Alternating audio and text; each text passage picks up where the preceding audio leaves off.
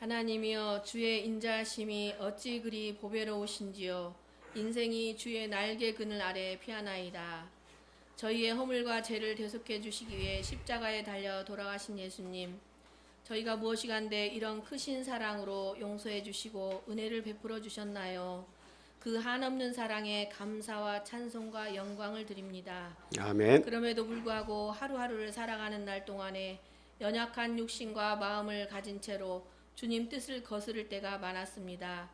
이제는 내가 사는 것이 아니오 내 안에 하나님의 영을 모시고 살면서 저희를 향한 하나님의 뜻을 깨닫고 실천할 수 있는 강한 믿음을 허락하여 주옵소서. 아멘. 성령으로 충만케 임하여 주옵소서. 아멘. 다시는 죄에게 종노릇하지 않고 말씀 붙잡고 살아가게 하옵소서. 아멘. 이 시간 말씀 증거하시는 목사님께 성령의 능력이 강하게 임하사 선포되는 말씀마다 뜨겁게 우리 마음에 역사하게 하옵소서. 아멘. 각자의 어렵고 힘든 사정 있으신 성도님들 위해 기도합니다. 고난 뒤편에 주님이 계획하신 일이 있으심을 믿고 기도하며 하나님과 동행하는 삶이 되게 하옵소서. 아멘. 온 마음과 정성 다해 예배 드리길 원하오며 지금도 살아계시는 우리 주 예수 그리스도 이름으로 감사하며 기도합니다. 아멘.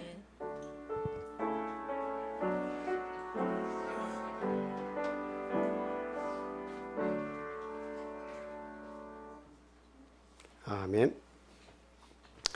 이어서 우리 성가대 찬양 읽겠습니다.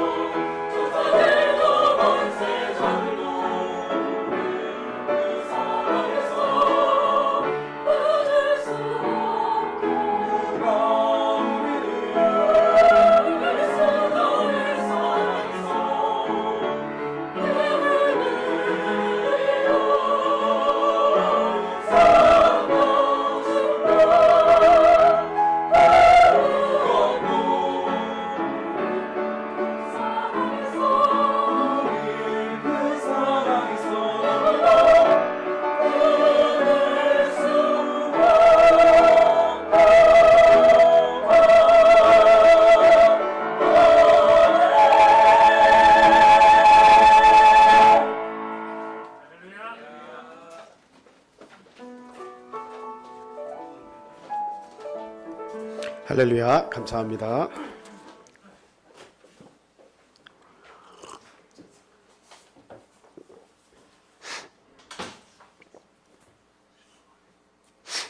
예수 그리스도 이름으로 성찬 예식을 가행하도록 하겠습니다.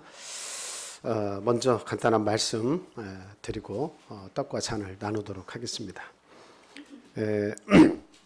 본문 말씀 찾아보겠습니다. 고린도전서 11장 23절에서 31절까지 있는 말씀입니다. 현정민 집사님께서 읽어주시겠습니다. 내가 너희에게 전한 것은 주께 받은 것이니 곧 주 예수께서 잡히시던 밤에 떡을 가지사 축사하시고 떼어 이르시되 이것은 너희를 위하는 내 몸이니 이것을 향하여 나를 기념하라 하시고 식후에 또한 그와 같이 잔을 가지시고 이르시되 이 잔은 내 피로 세운 새 언약이니 이것을 행하여 마실 때마다 나를 기념하라 하셨으니 너희가 이 떡을 먹으며 이 잔을 마실 때마다 주의 죽으심을 그가 오실 때까지 전하는 것이니라. 그러므로 누구든지 주의 떡이나 잔을 합당하지 않게 먹고 마시는 자는 주의 몸과 피에 대하여 죄를 짓는 것이니라. 사람이 자기를 살피고 그 후에야 이 떡을 먹고 이 잔을 마실지니 주의 몸을 분별하지 못하고 먹고 마시는 자는 자기의 죄를 먹고 마시는 것이니라. 그러므로 너희 중에 약한 자와 병든 자가 많고 잠자는 자도 적지 아니하니 우리가 우리를 살폈으면 판단을 받지 아니하려니와. 아멘. 성찬 예식은 예수님께서 이렇게 지정을 하셔서 설립을 하신 거죠. 그리고 그 후에 제자들이 예수님의 명령에 순종해서 그 말씀대로 유월절이 찾아올 때마다 행한 예식입니다. 물론 이 히브리 민족에게는 그 애굽에서 탈출할 때에 그 장자의 죽음을 통해서 그 하나님께서 세우신 유월절이라고 하는 그 절기를 지켰겠죠. 그래서 그 히브리인들이 계속 지키는 그 자기 나라의 오늘날의 우리 설날이나 추석과 같은 명절이잖아요. 하나님께서 주신 명절인데 그 명절을 지키는 것과 별개로 오늘날 예수를 믿는 우리들은 이제 저 말씀을 따라야 된다 이 말입니다. 그래서 저 말씀대로 이렇게 반복적인 예수님이 그 전하신 이 성찬에 대해서 예수님의 십자가의 죽음을 기념하면서 오늘날까지 우리가 성찬 예식을 드리고 있다는 사실입니다. 그래서 우리가 기독교인이면서 양을 잡아야 된다. 다시 잡을 필요가 없죠. 양을 잡을 이유가 없는 겁니다. 원래는 그 유대인들의 유월절이 다가와서 예수님도 그 유월절을 참여하시는데 근데 당신이 유월절의 마지막 양이 되셨다는 것을 지금 보여주신 거예요. 그래서 더 이상의 양을 잡을 이유가 없다는 거죠. 그러니까 양을 잡을 필요가 없으니까 앞으로 예수 믿는 사람들은 예수님의 명령에 따라서 어떻게만 하면 되는 겁니까? 양을 잡아서 유월절을 지키는 그런 예식이 아니라 예수님의 죽으심을 기념하면서 이 유월절을 그 대신하신 성찬에 참여하면 되는 겁니다. 그래서 참 너무나 감사하다. 어떻게 보면 예수님이 오시지 않았더라면 그 번패스러운 그 유대인들의 명절을 오늘날 우리도 그것을 지켜야 될 것이 아닌가 이렇게 생각을 할 수밖에 없죠. 그런데 예수님께서 단번에 당신이 죽어주심으로 그 죽으심을 앞두고 그 사실을 기념하게 하심으로써 이제는 유월절을 대신하는 성찬을 우리에게 주셨습니다. 그래서 우리는 참으로 감사하게 또 아주 간단하게 예수님의 죽으심을 기념하면서 성찬을 할 수가 있게 된 것입니다. 그래서 이날에 예수님께서 이것은 내 몸이다 라고 그 유월절 빵을 축사하시고 제자들에게 나눠주셨습니다. 그리고 또 잔을 축사하시면서 이 잔은 피로 세운 새 언약이니 이것을 행하여 마실 때마다 나를 기념해라 이렇게 말씀하셨죠. 그래서 오늘날 우리는 예수님의 말씀대로 행하면 되는 겁니다. 거기에 더하거나 빼거나 할 필요 없이 예수님께서 주신 말씀대로 살면 되는 것입니다. 어느 가정에 그 가훈 가운데 전에 한번 말씀드린 기억이 있습니다만 사람인자 6이 사람인자 6글자가 이렇게 적혀 있는 가훈이 있었다고 말씀을 드렸죠. 사람이 사람이라고 다 사람이냐? 그 다음은 뭘까요? 사람이 사람다워야 사람이다. 이런 아주 참 의미 있는 그런 뜻을 가지고 있는 가훈이 있었는데요. 여러분이 기독교인으로서 기독교인답다는 게 뭔가 한번 생각해 보세요. 내가 기독교인답다. 나는 예수를 믿는 사람으로 참 사람답다. 그것은 무엇일까 한번 생각해 보세요. 예수 믿지 않는 사람들에게 사람답다라고 하는 의미는 또 다른 해석이 필요하겠지만 우리가 예수 안에서 그 믿음을 가진 자로서 사람답다고 하는 건 뭘까요? 한번 생각해 보세요. 뭐예요? 첫째는 하나님을 알아야 됩니다. 하나님을 만나야 돼요. 하나님을 알지 못하면 그리스도인답게 살 수가 없는 거예요. 그리스도인이 아니에요. 하나님을 알지 못하는데 그리스도인이 어떻게 될 수 있겠습니까? 그리고 하나님을 알고 그 다음에 또 어때야 우리가 그리스도인 다운 거예요? 하나님을 알았어요. 그러면 하나님의 은혜를 잊지 말아야 됩니다. 하나님의 은혜를 잊지 말아야 됩니다. 오늘날까지 내가 먹고 살고 입고 거처하면서 살아온 모든 은혜뿐만 아니라 가장 중요한 것은 하나님께서 내 영혼을 구원해 주셨다는 사실이에요. 그래서 영원한 생명을 우리에게 다시 회복시켜 주셨다라고 하는 가장 큰 하나님의 은혜가 있습니다. 이 은혜에 대해서 우리는 감사해야겠다라고 하는 것이죠. 그 다음에 믿는 자로서 사람답다고 하는 것은 마지막은 하나님의 뜻대로 타인을 위해서 희생하며 사는 것이다. 타인을 위해서 희생하며 사는 것이다.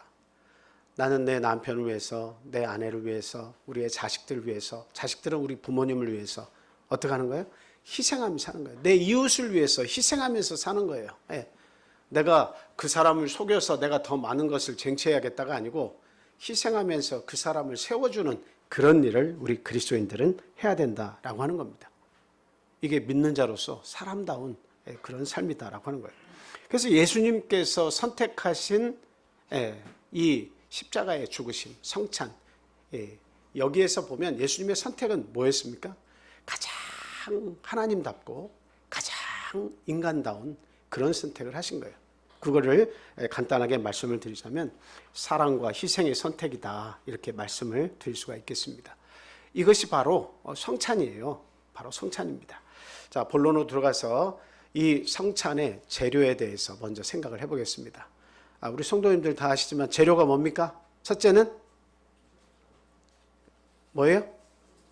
누룩 없는 떡이라고 돼 있죠. 근데 제가 이스라엘 가보니까 그 사람들은 우리 같은 떡을 먹지 않아요. 뭘 먹어요? 빵을 먹습니다. 그 빵이 이렇게 얇게 펼쳐지고 넓게 펼쳐져서 얇고 넓은 그런 빵을 이렇게 먹습니다.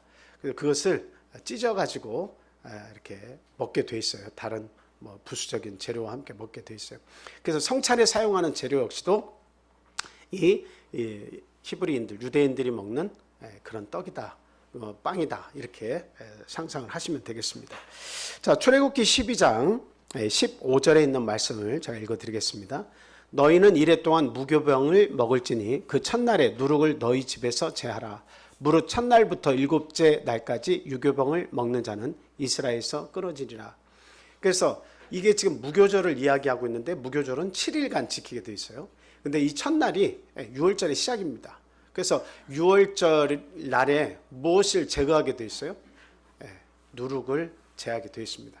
누룩을 제한다고 하는 의미가 뭘까요?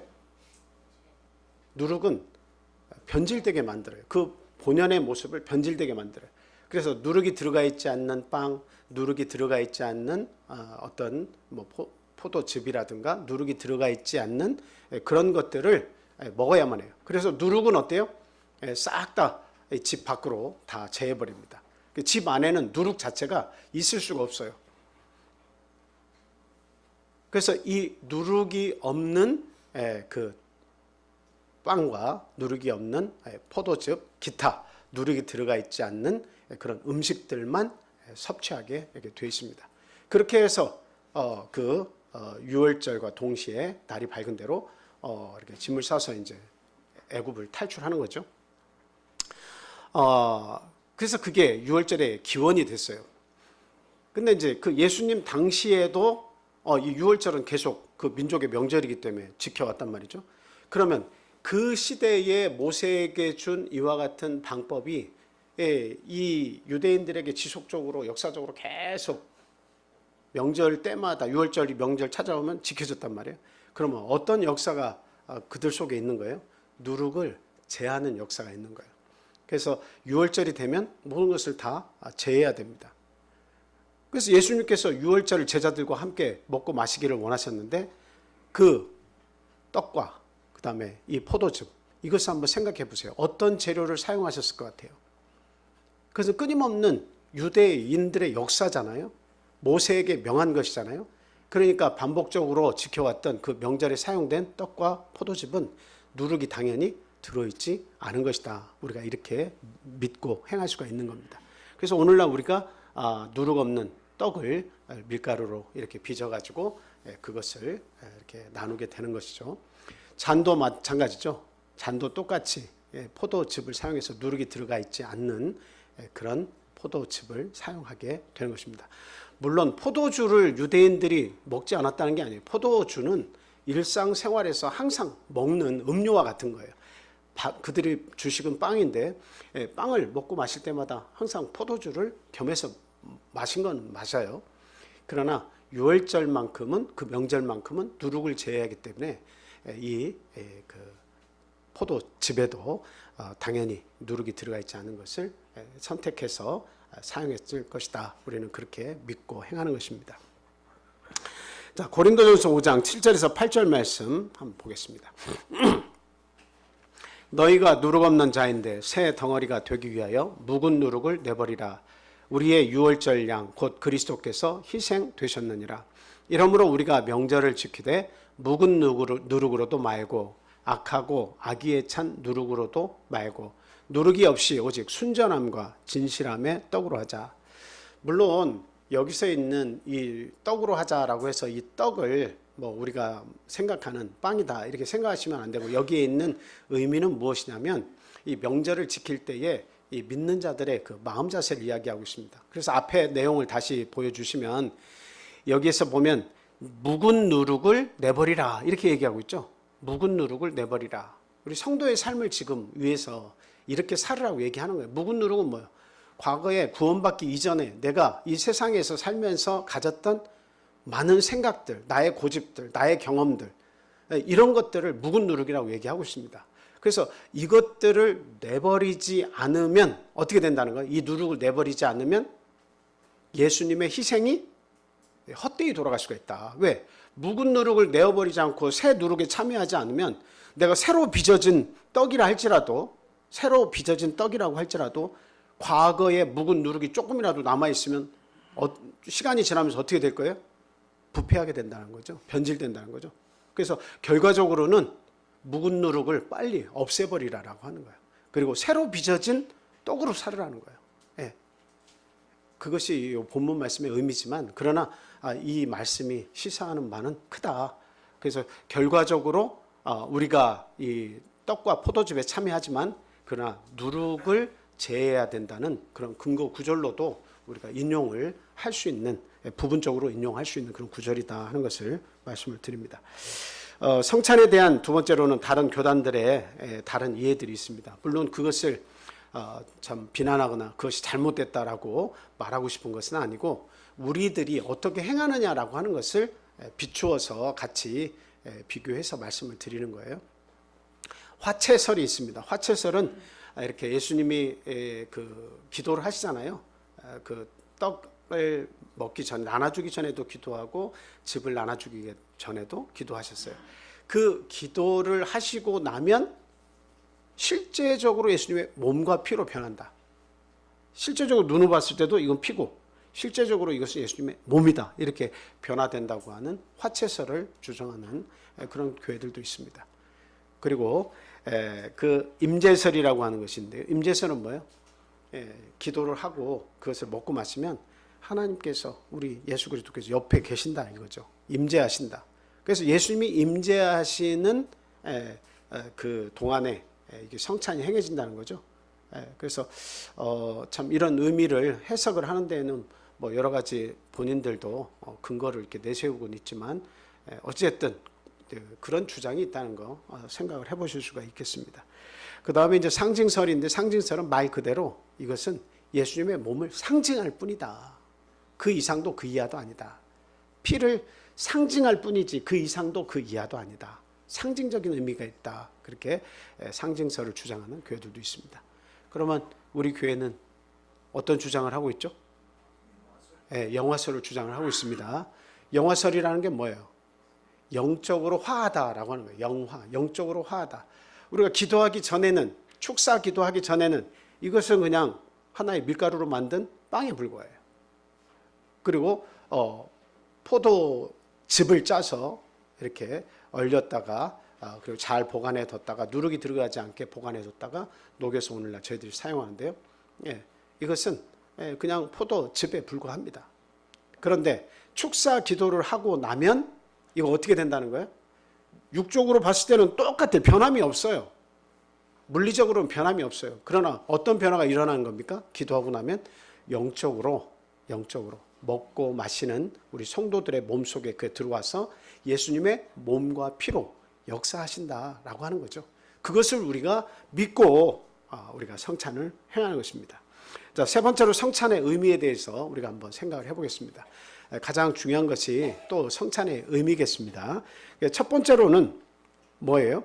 예수님의 죽으심을 기념하는 게 가장 중요합니다. 자, 누가복음 22장 14절에서 20절 말씀 현정민 집사님께서 읽어주시겠습니다. 때가 이름에 예수께서 사도들과 함께 앉으사 이르시되 내가 고난을 받기 전에 너희와 함께 이 유월절 먹기를 원하고 원하였노라. 내가 너희에게 이르노니 이 유월절이 하나님의 나라에서 이루기까지 다시 먹지 아니하리라 하시고 이에 잔을 받으사 감사 기도하시고 이르시되 이것을 갖다가 너희끼리 나누라. 내가 너희에게 이르노니 내가 이제부터 하나님의 나라가 임할 때까지 포도나무에서 난 것을 다시 마시지 아니하리라 하시고 또 떡을 가져 감사 기도하시고 떼어 그들에게 주시며 이르시되 이것은 너희를 위하여 주는 내 몸이라. 너희가 이를 행하여 나를 기념하라 하시고 저녁 먹은 후에 잔도 그와 같이 하여 이르시되 이 잔은 내 피로 세우는 새 언약이니 곧 너희를 위하여 붓는 것이라. 네, 1차적으로는 이 떡과 잔은 우리 믿는 자를 위해서 하나님 베푸시는 은혜라고 지금 말씀을 하고 있습니다. 그런데 이 말씀을 하시는 앞부분에 가보니까 먹고 먹기를 원하였다. 먹기를 원하고 원하였다라고 15절에서 이야기를 하고 있죠. 고난받기 전에. 저기에서의 고난은 뭘까요? 예수님의 십자가 죽음을 의미하고 있습니다. 근데 여러분, 먹고 먹기를 원했다는 저 말씀 한번 잘 생각해 보세요. 먹고 마시면은 죽음이 와요. 죽음을 바라는 사람이 어디 있겠습니까? 근데 예수님의 마음은 먹고 먹기를 원했다. 그 죽음이 나에게 십자가의 죽음이 빨리 오기를 나는 바랬다는 거예요. 그 의미를 생각할 때 예수님의 사랑은 질주 본능이 있다. 예수님은 사랑의 질주 본능이 있다. 이렇게 말씀을 드릴 수가 있습니다. 멈추심이 없어요. 우리 인류를 향해서 멈추심이 없어요. 우리는 거부하고 우리는 외면하지만 그러나 예수님의 사랑은 아주 그냥 일량하다 이 말이에요. 방향도 일정하고 그리고 굴곡되지 않고 끊임없이 내가 마음이 연약하고 내가 하나님의 사랑을 거부하고 싶어하고 열심이 없지만 예수님의 사랑은 끊임없이 그 구원을 위해서 우리 인류를 향해서 또 믿는 자를 향해서 뜨겁게 질주하고 계시다라고 하는 사실입니다. 이걸 우리가 빨리 깨달아야겠어요. 하나님의 사랑은 나를 위해서 죽음도 달게 받으시는 사랑이다라고 하는 사랑입니다. 그래서 먹고 먹기를 원하고 원했다라고 하는 우리 하나님의 사랑을 우리는 꼭 기억을 해야겠다. 그 죽으심을 기념을 해야 된다라고 하는 사실입니다. 뭐 이런 말씀을 통해서 참 내가 너희를 구원하기 위해서 이런 고통을 당했다. 날 기억해 달라. 단순한 이런 말씀이 아니라 너희들은 내 목숨과도 같다. 이런 의미로 해석을 해야 될 것 같습니다. 여러분들이 여러분의 자녀를 사랑할 때 어떻게 사랑하세요? 내 자녀를 사랑할 때 어느 선을 정해놓고 여기까지는 내가 사랑하고 그 이후는 사랑하지 않겠다. 이렇게 하시는 분 없잖아요. 그 자녀들이 밉게 행동을 하고 부모의 마음을 어긋작 놓기도 하고 방향과 부모님의 생각과 다른 어떤 일들을 할 때도 어때요? 부모님은 항상 염려하고 그들 위해서 기도하고 준비하고 그거 하지 않습니까? 그러니까 그 죽음까지도 예수님은 어때요? 죽음까지도 내어주시면서 나는 너희들을 내 목숨과 같이 생각한다. 그래서 목숨까지 내어주시면서까지 어때요? 인류를 사랑하시고 품으시려고 했다. 그것을 우리가 알아야겠어요. 너희가 이 떡을 먹으며 이 잔을 마실 때마다 주의 죽으심을 그가 오실 때까지 전하는 것이니라. 그래서 우리가 안 믿는 자들에게 성찬 참여하세요 할 수는 없죠. 그냥 성찬 참여하세요, 성찬 참여하세요. 아무리 죽으심을 전하더라도 그건 아니죠. 그런데 오늘날 우리의 가정에서 반드시 남편과 아내 사이에, 부부와 또 그리고 자녀와 부모 세대 사이에 어떻게 해야 됩니까? 성찬이 있을 때마다 되도록 어떤 일을 이렇게 중요한 일이 있다 할지라도 그것을 뒤로 하고 성찬을 참여하도록 독려해야 할 필요성이 있다라는 말씀을 드립니다. 그래서 성찬만큼은 반드시 참여하도록 해야 돼요. 성찬이 아니면 예수님의 죽으심을 깊게 이해할 수 있는 시간이 별로 없습니다. 그냥 예수님의 십자가 머릿속에서 빙빙 떠도는 것이지 예수님의 그 죽으심을 이 살과 피에 영적으로 화한 살과 피에 참여하면서 그것이 내 몸속에 녹아 들어갈 때에 영적으로 내가 예수님의 이 죽으심 때문에 내가 살았구나라고 하는 것을 간절하게 생각하고 의미를 부여할 수 있는 시간이 성찬례 외에는 없어요. 그래서 이렇게 전하라고 하는 것을 볼 때 우리의 가족의 생명은 이렇게 성찬을 통해서 유지된다고 하는 사실을 가르치시고 꼭 성찬에 참여할 수 있도록 독려해 주셔야 된다, 이런 말씀을 드립니다. 로마서 5장 8절 바울 사도의 표현을 한번 보겠습니다. 하나님의 사랑에 대한 표현이죠. 우리 같이 한번 읽어보도록 하겠습니다. 자, 시작. 우리가 아직 죄인 되었을 때에 그리스도께서 우리를 위하여 죽으심으로 하나님께서 우리에 대한 자기의 사랑을 확증하셨느니라. 하나님께서 가장 인류에 대한 사랑을 어떻게 표현할 수 있을까를 생각하신 그 내용이 뭐라는 거예요? 바로 예수님의 십자가 죽으심이라는 사실입니다. 예수님의 죽으심이에요. 그래서 우리들 하나님의 성도들, 예수 그리스도를 하나님으로 믿는 성도들을 위해서 죽어주심으로 하나님께서 우리 구원받은 우리들에 대한 당신의 사랑을 확실하게 보여주셨다는 거예요. 그게 예수님의 죽으심입니다. 그래서 우리는 이 죽으심을 항상 기억하고 마음속 깊이 새겨야 되겠다. 그래서 예수님을 위해서 사는 삶을 살아야겠다, 이렇게 말씀을 드립니다. 한 번은 일본에서 있었던 일인데요. 일본에서 올림픽을 준비하면서 좀 스타디움, 운동장을 좀 넓히려고 하는 계획이 있어가지고 그 주변 일대의 집들을 다 부순 때가 있었어요. 그 부술 때에 한 집에서 3년 된 집인데 그 3년 된 집을 부수게 됐어요. 근데 부수게 됐는데 거기에 도마뱀 한 마리가 못에 딱 찍혀가지고 탁 하나 뭐나 이렇게 딱 지나가다가 아주 운이 나쁘게 딱 붙잡혀가지고 이 못에 딱 이렇게 고정이 된 도마뱀이 있었습니다. 몸을 딱 찝어가지고. 근데 이게 3년이 된 집이니까 그 집을 지었을 때 그런 역사가 있었을 거 아닙니까? 근데 그걸 뜯다가 보니까 거기에 그 도마뱀이 아직도 살아있어요. 그래서 이게 조심스럽게 기다려서 쫙 살펴보는데 누가 찾아와요? 친구인지 부모인지는 잘 모르겠습니다. 그거는 모르는데 이 같은 도마뱀이 계속 먹이를 물어다 주는 거야. 3년 동안 어떻게 사는 거예요? 거기에 붙잡혀 있었지만 먹고 마시고를 그 동료 도마뱀이 부모가 됐든지 형제가 됐든지 친구가 됐든지 계속 물어다 주는 음식을 통해서 3년간 살아 있었던 겁니다. 참 그런 내용을 우리가 생각해 볼 때 이 사랑과 희생이라고 하는 것은 생명을 살리는 일이잖아요. 사랑과 희생은 생명을 살리는 일이에요. 우리와 같이 참 이 세상에서 연약하고 꺼져가는 심지 같고 그리고 또 부러진 갈대와 같은 그런 연약한 우리 삶을 한번 생각해 보세요. 누가 이 삶을 다시 세워주시고 생명을 넣어주시고 바로잡아 주시겠느냐 하는 겁니다.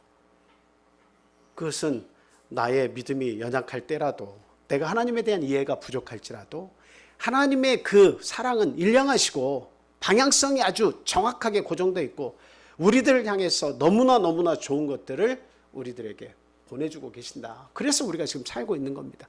하나님의 관심이, 하나님의 사랑이 나를 떠났더라면 나는 이미 이 교회에 남아있지도 않은 겁니다. 내 갈 길 가는 거죠. 육신의 삶을 살 수밖에 없는 거죠.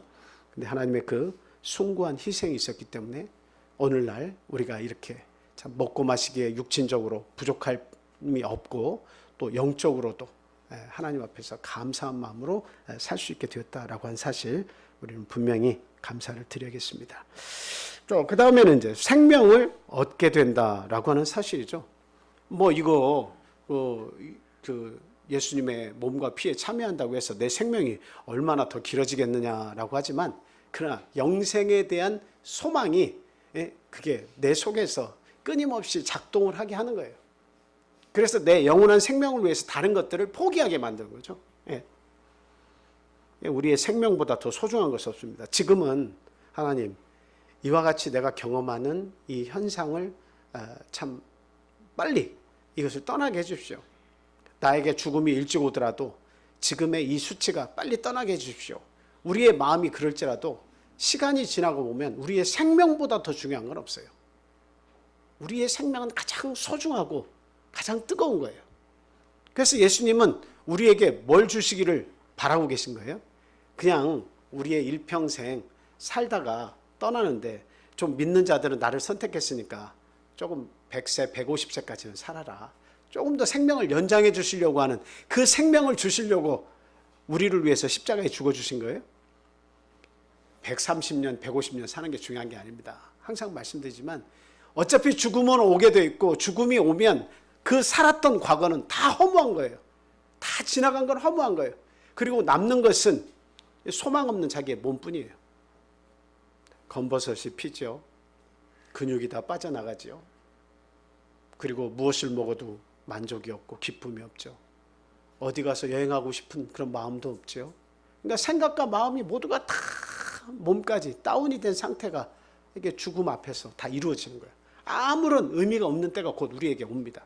그래서 그 생명을 뭐 10년 더 연장해 줬다고 해도 감사할 수도 있겠습니다만 연세가 진짜 몸을 가누기가 힘든 90세, 100세, 110세 이렇게 되면 다들 하시는 공통적인 말씀이 있어요. 그게 뭘까요? 믿는 분들도 그런 얘기 하세요.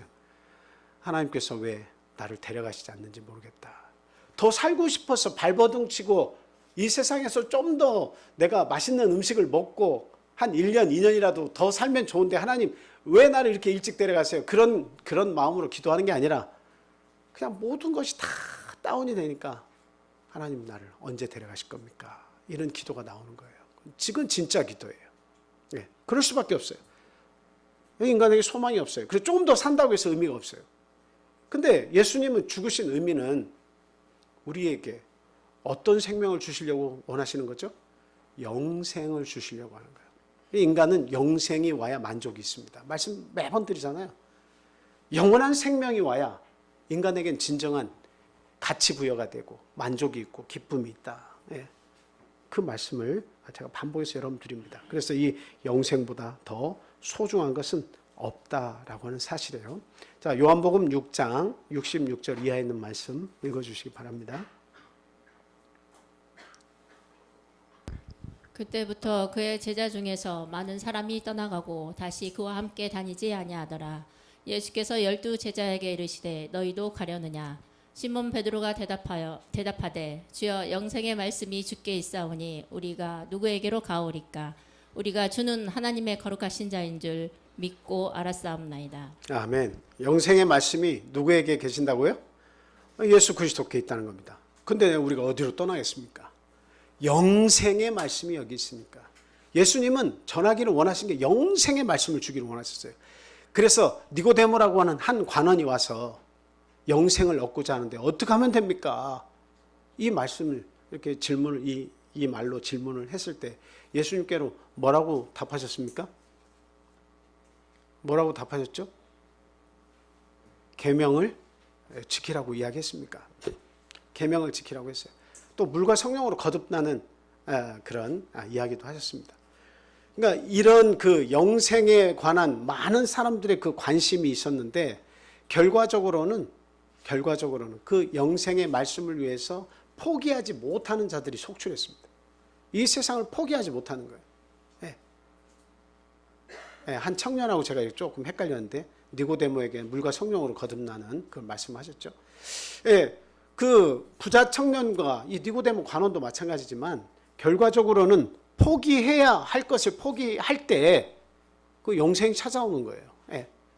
포기할 것을 포기하지 않으면서 나는 영생을 가지고 싶다는 것은 두 마리 토끼를 잡으려고 하는 거고 양다리를 걸치는 것과 똑같아요. 결과적으로는 두 마음을 품은 자는 무엇을 얻기를 소망하지 말라는 거죠. 두 마음을 품은 자들에게는 이것도 저것도 되지 않는다는 것을 이야기하고 있습니다. 시간 낭비예요. 결과적으로는 영생을 얻기를 소망하는 자는 이 세상의 욕심을 버려야만 영생의 소망이 자리 잡을 수 있다라고 하는 거예요. 먹고 마시는 것은 하나님께서 세계를 주시잖아요. 그건 하나님의 그냥 당연한 약속이에요. 그러니 우리의 소망은 어디다 둬야 된다?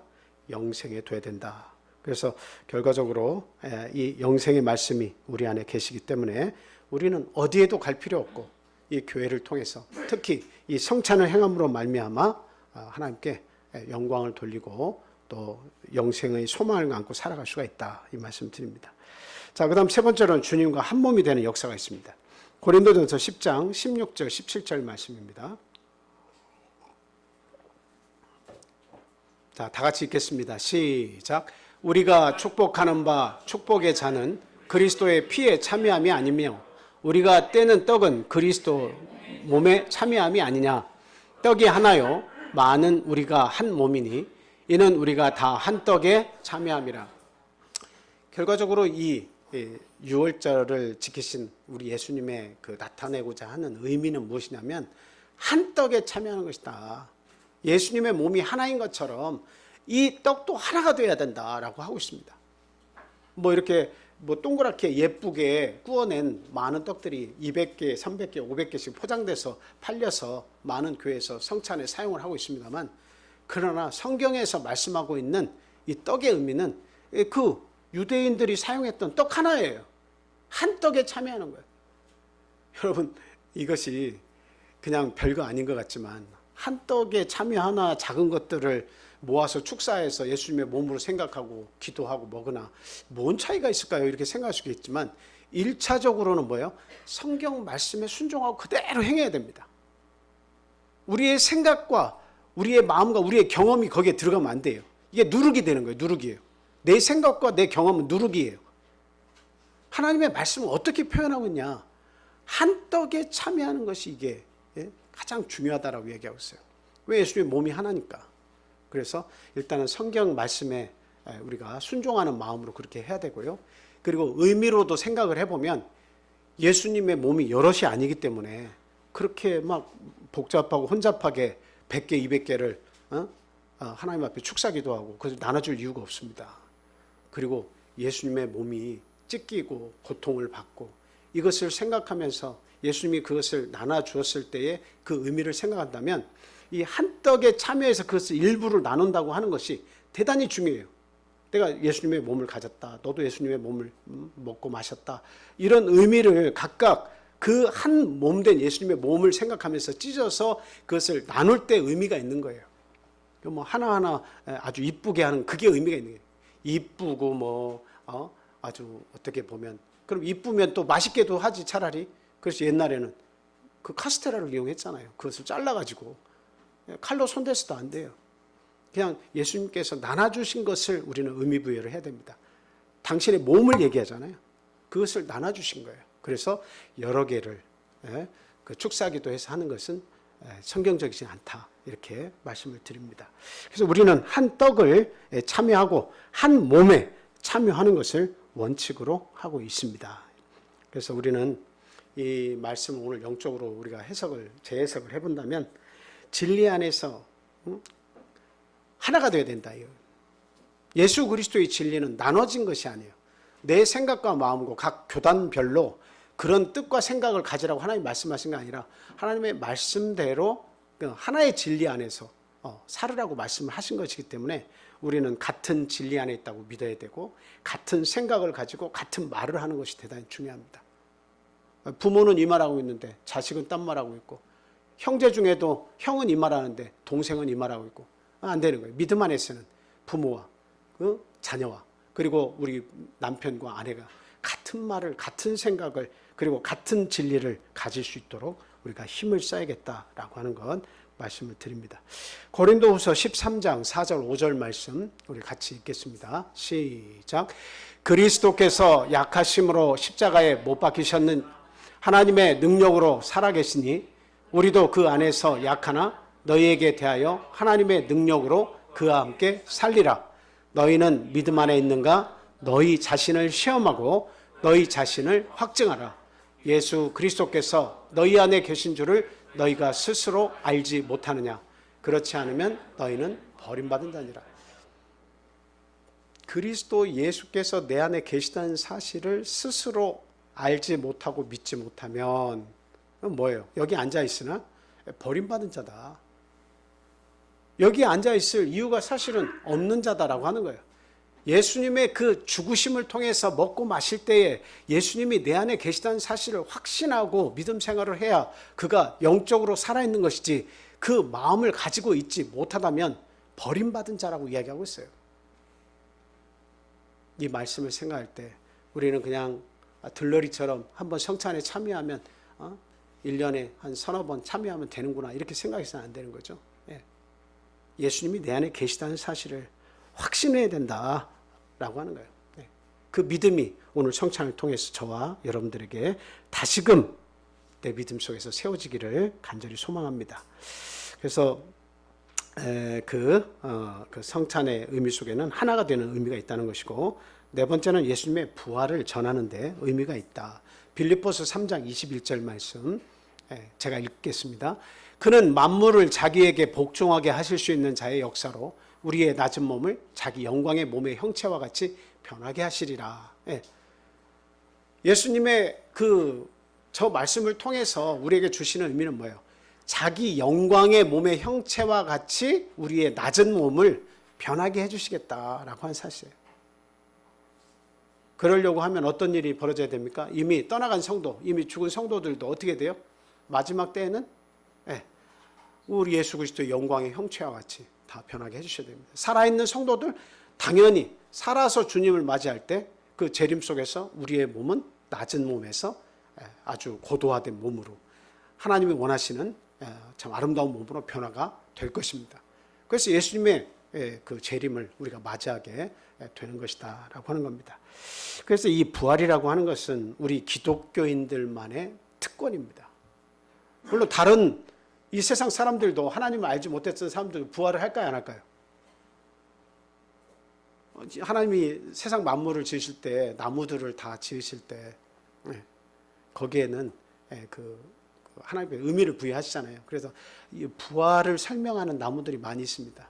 뭐 1년생 살고 죽는 나무들도 있겠습니다만 계속적으로 단연생은 어때요? 죽은 것 같지만 또 살아나고 죽은 것 같지만 또 살아나고 이런 역사가 계속 일어나잖아요. 부활을 알리기 위해서요.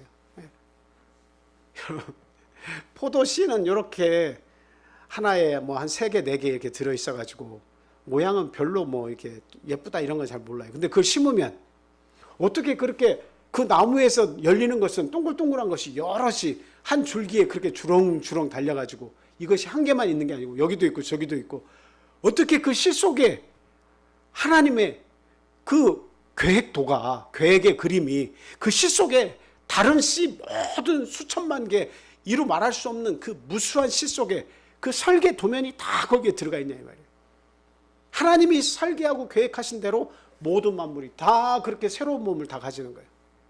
그럼 오늘의 이 몸도 하나님께서 이 땅에 어머니를 통해서 태어나게 하셨지만 이 몸도 마지막 때에는 하나님의 설계하신 그 모양대로 아름답고도 낮은 몸이 아니라 영광의 형체와 같이 하나님께서 변하게 해주신다고 했을 때 하나님께서 그 일을 행하신다면 이 땅의 포도송이가 문제겠느냐 이거예요. 이 땅에서 아름다운 빈들의 백합화가 문제겠느냐는 거예요. 하나님이 변하게 해주실 때 얼마나 아름답게 우리를 만들어 주실 것인가, 그 비밀이 있다는 거죠. 그래서 믿는 자들에게는 이와 같은 특권이 있는 거예요. 그것을 소망하고 그것을 믿음을 가졌을 때에 죽음이 전부가 아니구나, 끝이 아니구나. 그 이후에 하나님께서 주실 그런 몸, 부활의 몸, 이것은 이 땅의 몸과 비교할 수 없는 아름다운 몸을 우리에게 주시는구나 하는 것을 우리가 알 수 있어요. 그러나 믿지 않는 자의 부활은 분명히 있습니다. 그들도 있습니다. 그러나 그들의 부활은 악한 영들의 부활이죠. 악한 사람들의 부활.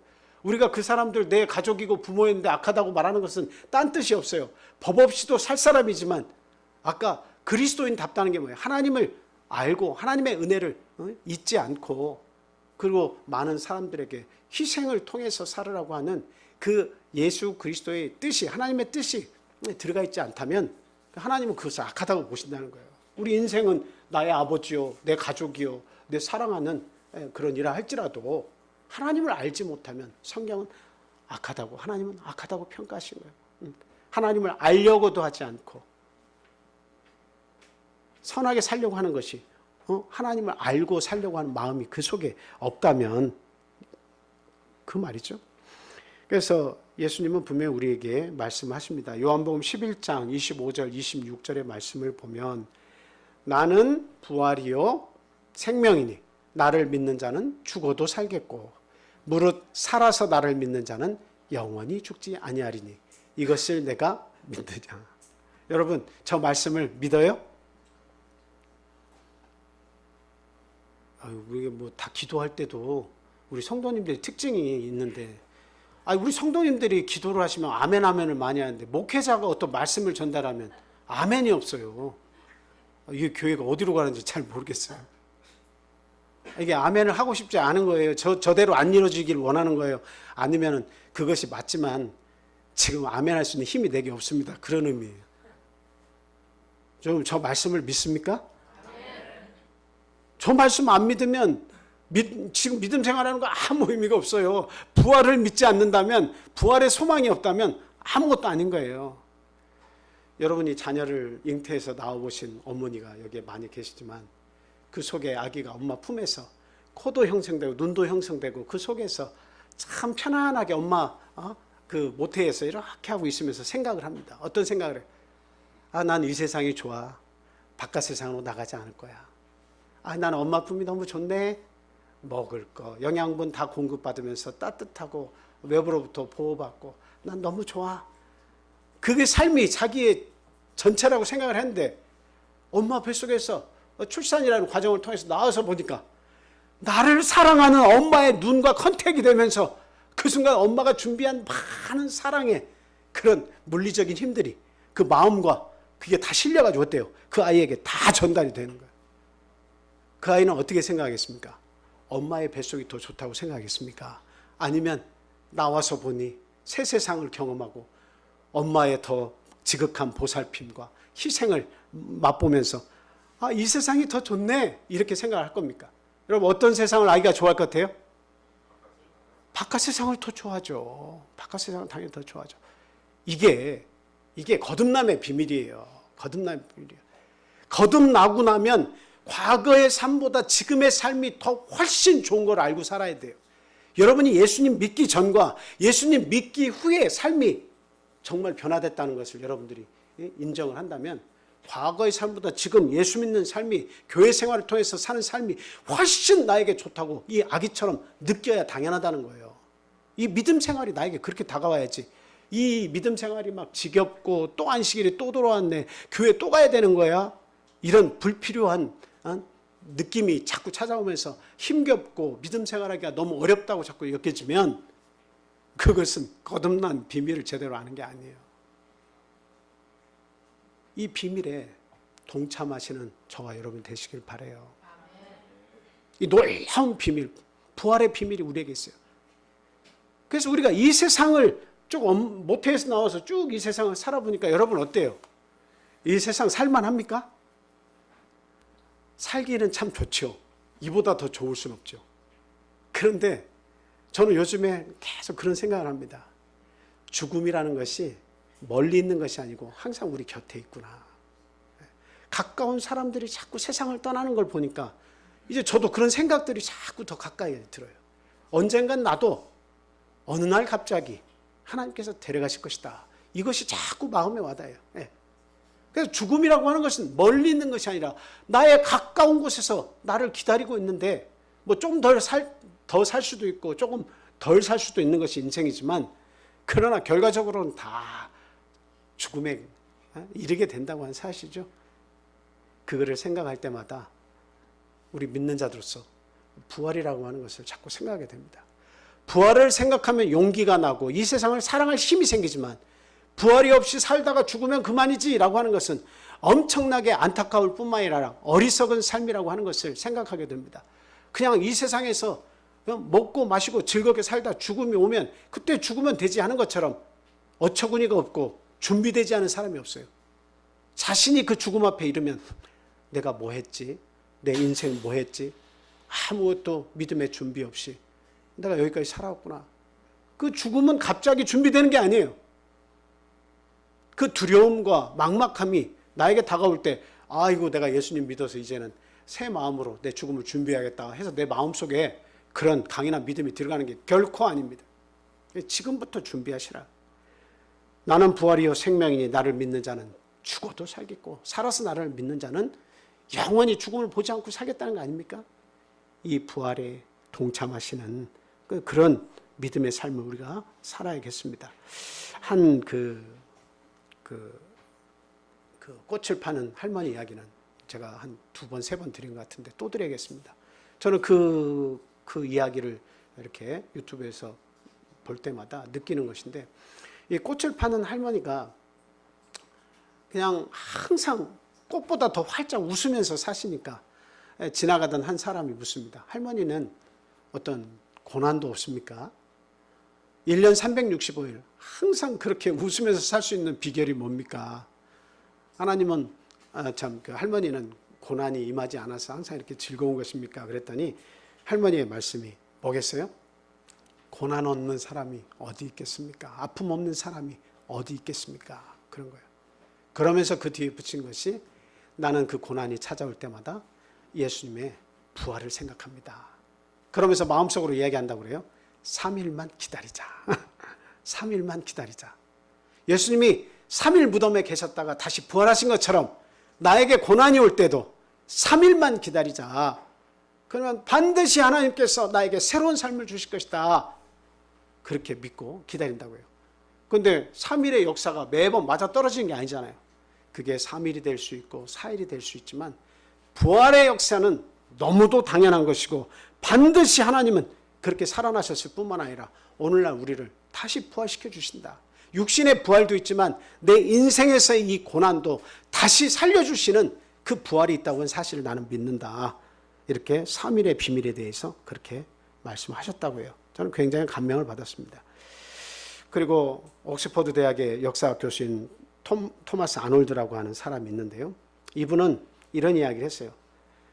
하나님께서 우리에게 주신 표징, 곧 그리스도가 죽었다가 다시 살아나셨다는 사실보다 더 분명하고 완전히 이해할 수 있는 사실을 인류 역사에서 나는 보지 못했다. 이렇게 얘기하고 있어요. 그러니까 예수 그리스도의 십자가 사건과 부활은 이거는 너무도 많은 사람에게 보여진 역사적인 사건이고 그리고 모두가 그 진리를 가지기 위해서 그 성경을 연구하고 살고 있다는 이야기죠. 네. 그리고 파스칼은 또 이런 이야기까지 했습니다. 뭐라고 얘기했냐면 만일 예수의 제자들이 서로 의논해서 예수의 부활을 거짓으로 만들어냈다고 가정하자. 이게 믿음이 없는 사람들은 이런 얘기할 수 있잖아요. 그거 다 예수님 부활은 그 제자들이 만들어내고 꾸며낸 거야. 이렇게 말할 수가 있잖아요. 그렇게 가정해보자라고 하는 거예요. 그런데 그 제자들이 한두 명이 있는 게 아니잖아요. 그렇죠? 그런데 그 12제자뿐만 아니라 거기에 뭐 막달라 마리아도 있고 귀신 들렸던 마리아도 있고 그 수많은 제자들이 땄단 말이에요.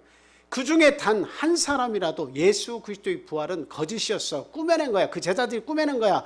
라고 하는 사실을 나중에 폭로하게 되면 오늘날까지 2000년이 지난 오늘날까지 이 진리가 존재할 수 없다라고 하는 사실이에요. 존재할 이유가 없다는 거죠. 중간에 다 들통나서 그거 거짓이었대. 그 제자들이 꾸민 거예요. 그 당시에 사람들이 단 한 사람이라도 그것을 거짓이었다고 고발을 하고 내가 그 사실을 알고 있다고 하면 이거 다 무너져 내린다는 거예요. 그러나 예수님은 실제적으로 역사에 존재하셨을 뿐만 아니라 부활하셨다고 하는 사실이죠. 그 사실을 통해서 제자들이 더 시간이 지나갈수록 자기의 죽음을 내어 주면서까지도 그 진리를 포기하지 않고 죽음을 맞이하면서도 그 진리가 참으로 참되다 하고 죽었다는 사실입니다. 자, 고린도전서 15장 16절 말씀 같이 읽겠습니다. 고린도전서 15장 16절. 자, 15장 16절 시작. 만일 죽은 자가 다시 살아나는 일이 없으면 그리스도도 다시 살아나신 일이 없었을 터이요. 예. 예수님이 다시 살아나지 않으면 부활이 없다면 우리의 믿음이 다 헛것입니다. 그래서 이 몸과 피에 참여할 때는 내가 예수님을 이렇게 먹고 마시는 이유는 나에게 부활이 있기 때문이고 그 부활을 주신 하나님의 예수님의 죽으심을 내가 기념하기 위함이다 라고 하는 것을 항상 생각을 해야 되겠습니다. 자, 오늘 이거 외에도 의미를 부여하려면 많은 의미를 부여할 수 있겠습니다만 기본적으로 이러한 사실이 있다는 것을 기억하시고 예수님의 몸과 피에 참 마음을 다해서 참여해 주시길 바라시고 참 오늘 이전의 날까지 나의 삶이 어땠든 간에 거기에는 여러 가지 하나님에 대한 원망도 있고 세상에 대한 원망도 있고 그리고 또 어떤 그 다툼의 그 소지들이 우리의 가정에 많이 있었을 수 있지 않습니까? 그러나 그런 것들을 다 회개하시고 떨쳐버리시고 온전히 감사함으로 이 예식에 참여를 해주시면 감사하겠습니다. 자, 우리 축사기도 하도록 하겠습니다.